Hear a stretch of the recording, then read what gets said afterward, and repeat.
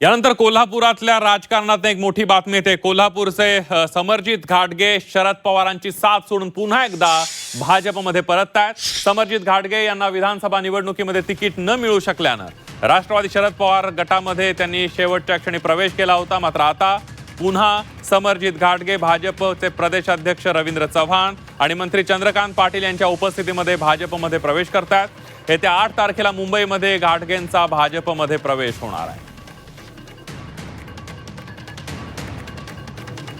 आपल्याला माहिती आहे की नगरपालिका आणि जिल्हा परिषदच्या इलेक्शन्समध्ये प्रामुख्याने जिल्हा परिषदमध्ये भारतीय जनता पार्टीच्या एव्ही फॉर्मवर आमचे सगळे उमेदवार निवडून आले आणि थोडंसं देवेंजी चंद्रकांत दादा रवींद्र चव्हाण आमची सगळी चर्चा झाली होती की अधिवेशन होऊ दे, त्यानंतर आपण एक योग्य तारीख घेऊन आपण ते कार्यक्रम घेऊ आणि तो 8 तारखेला मुंबईत 12 वाजता प्रदेश कार्यालयामध्ये तो प्रवेशाचा कार्यक्रम होतोय।